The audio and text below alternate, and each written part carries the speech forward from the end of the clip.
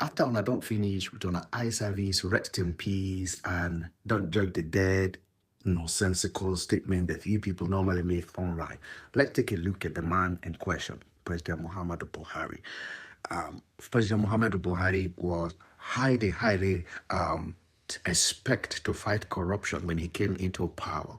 When the president came in, we thought he was going to fight corruption. Now, the first 4 years of the president, he was very sick, if you remember. He constantly spent a lot of time in London. There are people around him. Some of them are in this current government now who prompt him to stay. And with that sickness, the president asked for re-election and he got it, defeating then the former Vice President Atiku then.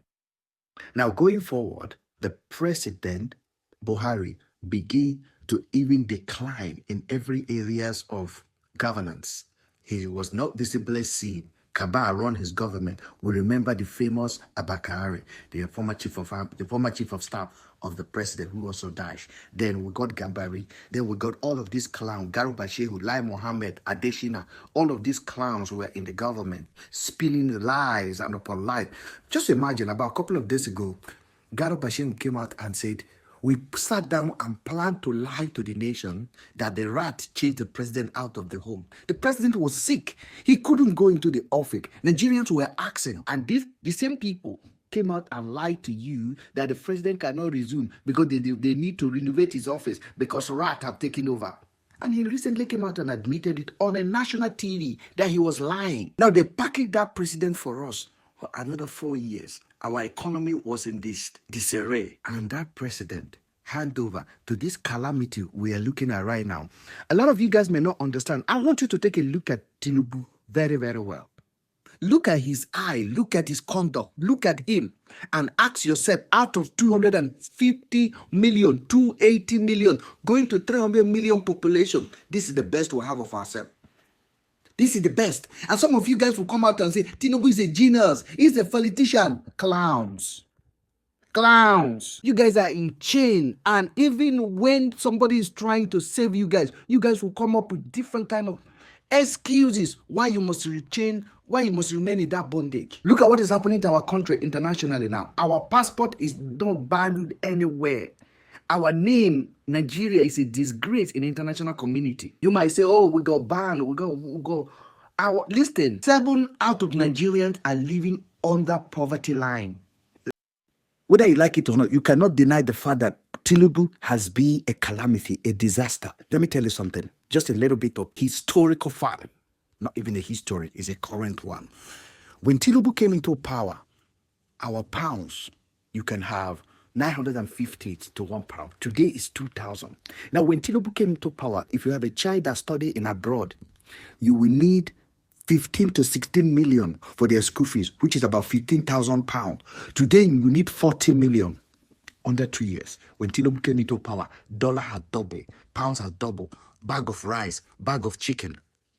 That is when Tinubu came into power. Between Tinubu and Buhari, who is better? At least Buhari actually sustained the poverty line to some extent. Tinubu came and escalated. And look at their health wise, for God's sake. If you are honest with yourself, you know Tinubu is not 73. Look at him. This is the lie they keep lying to you, but listen, your body, no matter how much drug you are pumping, your body will tell.